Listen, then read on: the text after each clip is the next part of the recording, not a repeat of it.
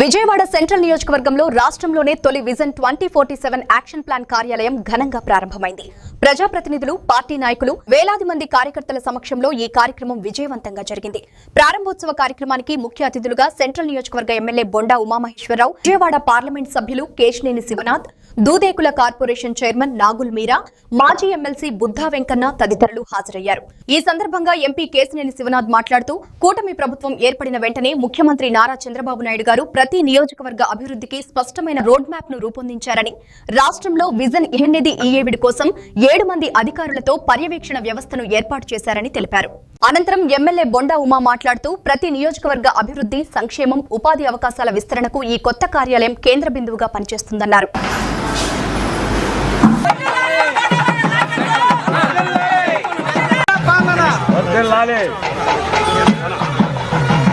అదే చెప్తున్నా, బ్రహ్మాండంగా వచ్చింది అంటున్నారు. బండ్లన్నీ తీయండి బాబు.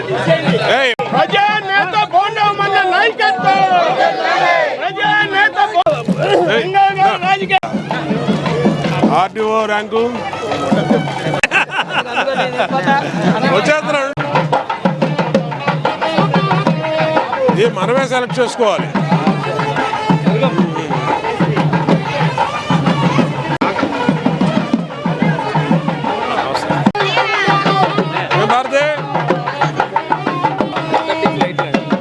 వచ్చారు, దిగిపోయాడు ఎప్పుడో, గంట అయింది దాటి.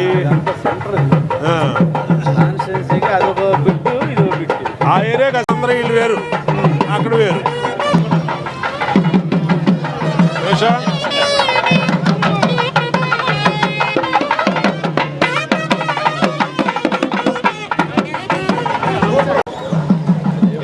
మీరాబాయిని బిల్లు ఎలా ఎలా ఉన్నాయి చాలు. సరేనా?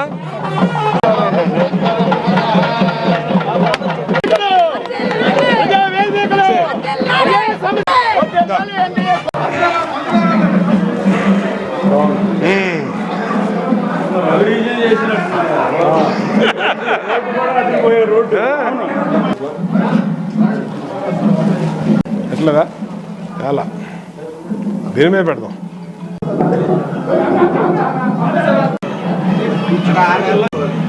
నువ్వు కూడా పెట్టాలి ఇది, కానీ పార్లమెంట్లో వైజ్ కూడా వచ్చు. పార్లమెంట్గా నువ్వు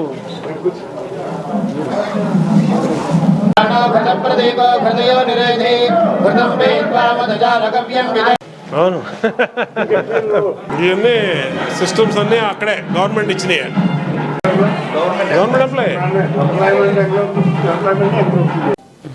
కూటమి ప్రభుత్వం గౌరవ ముఖ్యమంత్రి నారా చంద్రబాబు నాయుడు గారు అధికారంలోకి రాగానే ప్రతి నియోజకవర్గంలోనూ ప్రతి ఎమ్మెల్యేకి అధికారిక ఆఫీస్తో పాటు ఆ నియోజకవర్గ విజన్ డాక్యుమెంట్ P4 రెండింటిని సంయుక్తంగా నిర్వహించడానికి ప్రతి నియోజకవర్గంలోనూ ఒక 7 ఆఫీసర్స్ని ఇవ్వటం, వారి కింద ఒక విజన్ డాక్యుమెంట్ డెవలప్మెంట్ ఆఫ్ 2047 కింద నియోజకవర్గ విజన్ డాక్యుమెంట్ కార్యక్రమమే కాకుండా P4 పేదలని ధనికులతో కూర్చొని వాళ్ళ సహాయం ద్వారా పేదరికం లేని సమాజం చేయడానికి గౌరవ ముఖ్యమంత్రి చంద్రబాబు నాయుడు గారి కార్యక్రమాన్ని ఇవాళ రాష్ట్రంలోనే ప్రథమంగా విజయవాడ సెంట్రల్ నియోజకవర్గంలో గౌరవ ఎమ్మెల్యే బొండా ఉమా గారి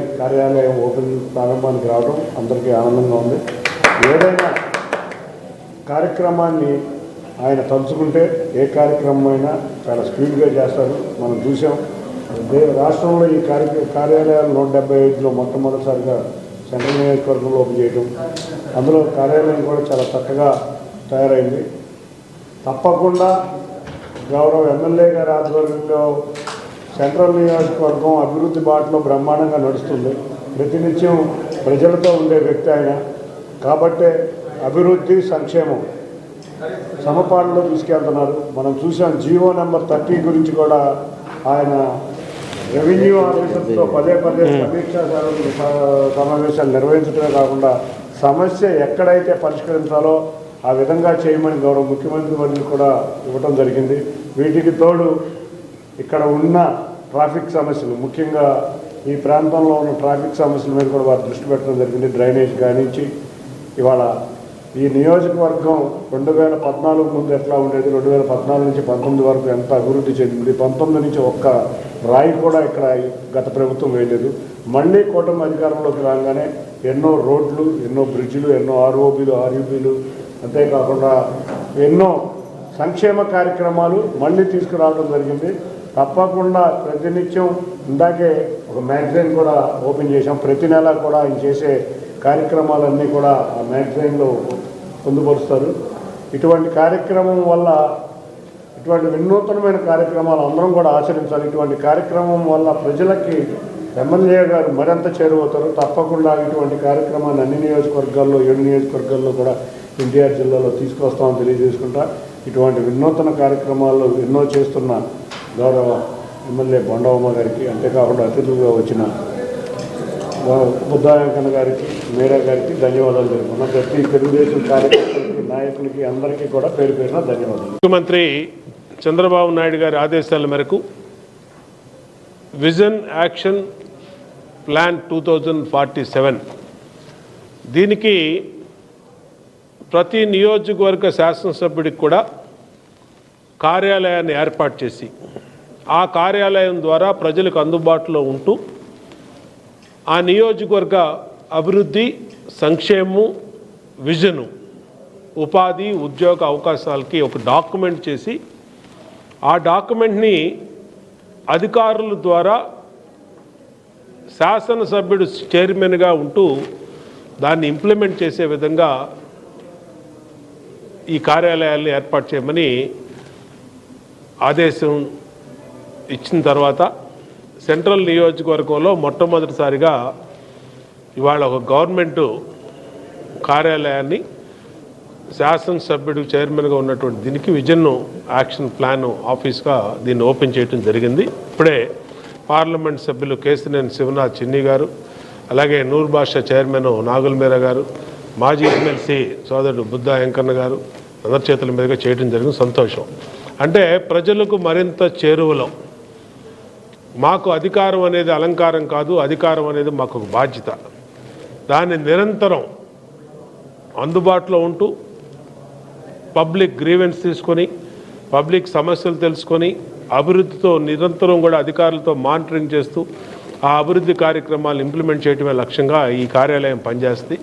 ఇప్పటికే సింగనగర్లో నా సొంత కార్యాలయం అక్కడ ఉన్నటువంటి 10 డివిజన్లకి ఉంది.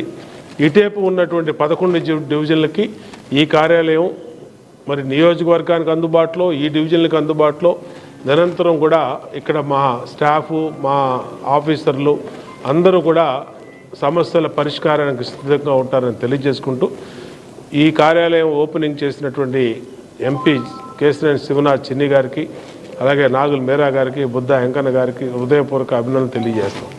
లో భాగంగా 175 మందికి కూడా ఎమ్మెల్యే కార్యాలయం ఇవ్వడం జరిగింది. అందులో ప్రథమంగా బోండమ్మ గారు అద్భుతంగా ఆఫీసును చేసి ప్రారంభించినటువంటి బోండమ్మ గారికి మా హృదయపూర్వకమైనటువంటి అభినందనలు తెలియజేస్తూ ఉన్నాం.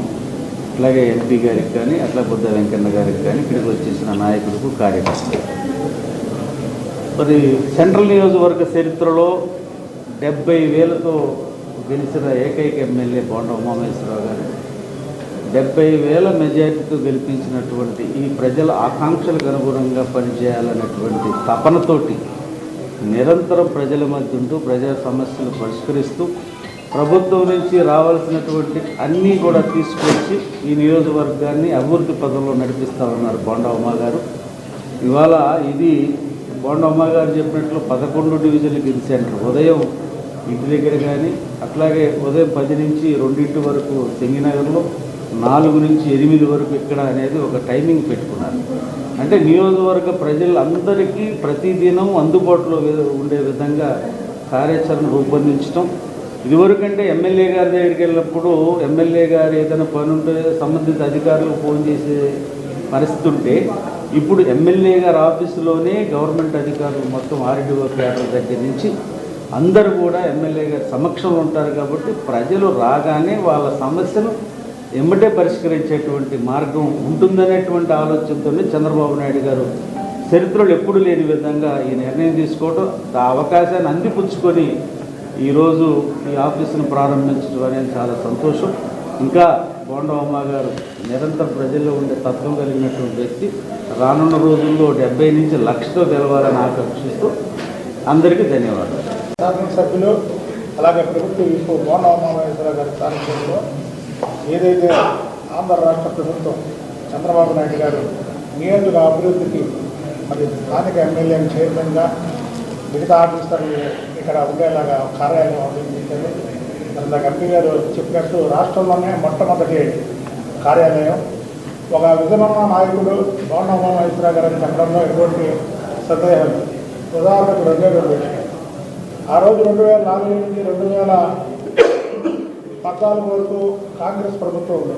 ఆ రోజు 500 రూపాయలు పెన్షన్ ఇస్తే బోండమ్మ కొత్తగా రాజకీయాల్లోకి వచ్చి ఆ రోజు అందరికీ పెన్షన్లు అందకపోతే అసలు రాజకీయాల్లో వచ్చిన మొదటి రోజు నుంచి కూడా 1000 రూపాయలు ఎవరికైతే పెన్షన్ లేదో 1000 రూపాయలు ఇచ్చి ప్రభుత్వం రాగానే నేను 1000 రూపాయలు పెన్షన్ చేపిస్తానని చెప్పడం జరిగింది. కానీ 2009లో ఆయనకి టికెట్ రాకపోయినా సరే మరి అది కంటిన్యూ చేసి 2014 వరకు కూడా కంటిన్యూ చేసి చంద్రబాబు నాయుడు గారు ఏ రోజైతే ముఖ్యమంత్రి అయ్యారో ఆ రోజు ముఖ్యమంత్రి అయ్యి బోండమ్మ గారు చేసినటువంటి ఆ కార్యక్రమాన్ని రాష్ట్ర మీటింగ్ ఆ రోజుల్లో హైదరాబాద్ జరిగింది. ఇది తెలుగుదేశం పార్టీ మీటింగ్. ఆ మీటింగ్లో అనేక సార్లు చెప్పారు, ఇలా చేస్తున్నాడు, ఈ కార్యక్రమాన్ని మీరు కూడా చేయండి. ఆ రోజు పెన్షన్లు అందరికీ అందే కాదు. ఆ రోజు 500 ఇచ్చేవాడు. పెన్షన్లు రావడానికి 1000 రూపాయలు ఇచ్చి అదొక ఉద్యమంలా చేస్తే తర్వాత చంద్రబాబు నాయుడు గారు వచ్చిన తర్వాత దాన్ని 2000 రూపాయలకు చేసి మొట్టమొదట ఏదైతే ఆయన ప్రతి మీటింగ్లో బోండమ్మ గురించి చెప్పేవాళ్ళో దాన్ని ఆయన నియోజకవర్గంలో ఉన్నటువంటి స్టేడియంలో ప్రారంభించారు గాంధీజీ గారి పుట్టినరోజు సందర్భం. అయితే దురదృష్టం ఏంటంటే 2014 నుంచి 19 వరకు ఆయన అనేక కార్యక్రమాలు ఇక్కడ చేశారు. ఆ రోజు ఉన్నటువంటి ఎంపీ కేసీనేని చిన్ని కైజా నాయని సరిగ్గా సహకరించకపోవడం వల్ల రాష్ట్రంలో ఇప్పుడు వేరే గారు చెప్పినట్టు ఎక్కువ మెజారిటీ ఎలా గెలిచాడో కేవలం 25 ఓట్లతోనే ఆ రోజు ఓడిపోయాడు. అక్కడ మీరు అర్థం చేసుకోవాల్సింది ఏంటంటే ప్రజల్లో కార్యకర్తలు ఆ రోజు ఎంపీ సరిగ్గా ఆయనకి సహకరించడం. ఈ రోజు ఉన్నటువంటి ఎంపీ కేసీఆర్ శివనాథ్ చిన్ని గారు ఆయనకి తోడుగా నీడగా ఇద్దరు ఒకే మాటగా ఏదైనా అభివృద్ధి కార్యక్రమం ఉంటే ఎంపీ చేయాల్సిన పని ఆయన చేస్తూ ఎమ్మెల్యే చేసే పని ఆయన చేస్తూ ఇద్దరు కూడా కలిసిమెలిసి ఈ నియోజకవర్గ అభివృద్ధి బాటలో వెళ్తున్నారు. ఆ రోజు ఎంపీ వైపు నుంచి ఆయనకు సహకారం లేదు, ఈ రోజు ఎంపీ వైపు నుంచి కూడా ఆయనకు సహకారం ఉంది. కాబట్టి సోదరుడు మేరా గారు చెప్పినట్టు తక్కువ ఓట్లతో ఓడిపోయింది ఆయనే, హైయెస్ట్ మెజార్టీతో తెలిసింది ఆయనే. రేపు రాబోయే ఎన్నికల్లో ఎవరైనా ఇక్కడ పోటీ చేయలేండి, ఎవరు పోటీ చేసినా ఎక్కువ మెజార్టీతో ఆయన పోటీ చేస్తారు. అలాగే కేసీఆర్ శివనాథ్ చిన్ని గారు కూడా ఆయన వైపు నుంచి ఈ నియోజకవర్గానికి కావాల్సినటువంటి ఏ పనైనా ఆయనకు తోడుగా నేరుగా చేస్తాడని, అలాగే ఉమామహేశ్వరరావు గారికి ఎప్పుడూ కూడా మేమందరం ఒక ఫ్యామిలీ మెంబర్ లాగా వీరా గారు కానివ్వండి, శివనాథ్ ఎంపీ గారు కానివ్వండి, నేను కానివ్వండి, ఒక ఫ్యామిలీ మెంబర్స్ లాగా మేము ఎప్పుడు కూడా ఆయనతోనే ఉంటామని తెలియదు.